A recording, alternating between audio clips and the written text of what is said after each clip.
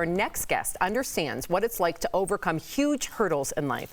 Dr. Nicola Mitchell is sharing her difficult life events to help young women feel valued and empowered. Here is her story. When I was 14 years old, I was at church. My choir director raped me, and then I was raped a couple more times after by different people. And I felt that it was something wrong with me, right? Soon after, Nicola becomes a teen mom. So I had my first daughter 5 days after my 15th birthday, and my second daughter when I was 19. Fast forward to 2015. Nicola is 35 years old and pregnant with a boy. I ended up losing my son at 6.5 months pregnant. And my mom ended up passing like 2.5 weeks later. While grieving her loss, Nicola ends up in Charleston for a commitment she had. I went to this event. We had a book signing in a bookstore, and these girls came in, and they were just so beautiful. They were so innocent, but there were so many things that they were naive to. And I left there feeling like empty. I needed to do something. I didn't know what I was going to do, but I felt like I needed to do something. So I went back like 2 weeks later with my cousin, and it did really change my life. Wow, to tell us about her comeback story, award-winning entrepreneur, publisher, writer, and youth leader, Dr. Nicola Mitchell joins us. Yes. How are you? Hi. Doc, welcome. We are honored to have you here. Your story just resonates with me. I have a daughter, 15 years old, so you know the things you talk about really resonate with me. But let's get to it. Will you tell us and tell our audience what led to this visit in Charleston? So I was invited by a book club to come and be the featured author with several other authors. And it was amazing experience when I think back at it. But at that time, I didn't even want to be there because of the recent loss of my son and my mother. And these girls, they didn't even know just basic life things. This was so new to them. They never seen a Black author in a bookstore. Wow. And I was just like, okay, and a female Black author.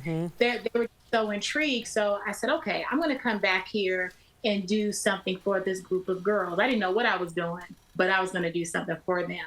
And it was just something in my gut that told me I needed to come back.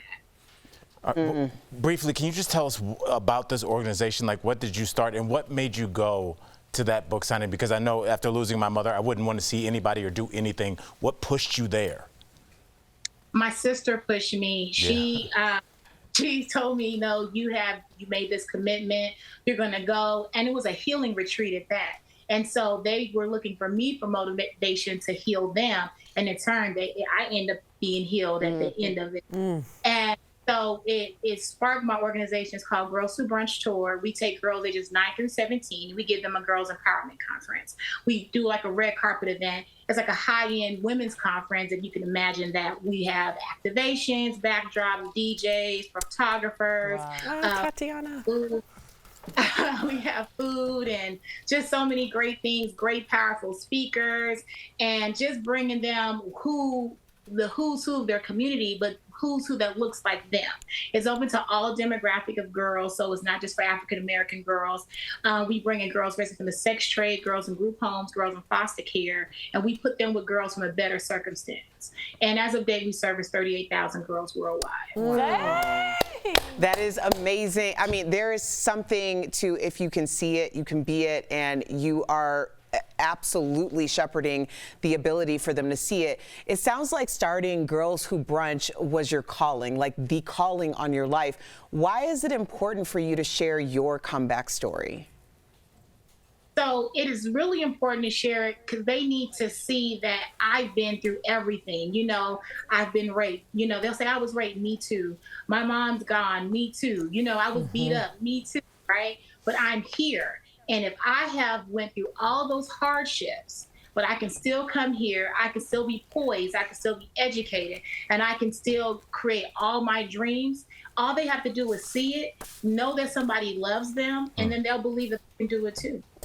I know. Amazing. Unbelievable. Dr. Nicola Mitchell, thank you for joining us today to share your comeback story. And to our viewers, check out the donation page at girlswhobrunchtour.com to help raise funds for their events. Their 7th annual Tutus and Tennis Shoes fundraiser and scholarship gala is coming up and they could use all the support. So get on there. Thanks again for joining us. You're doing the work. We'll be right back. Thank you. Thank you.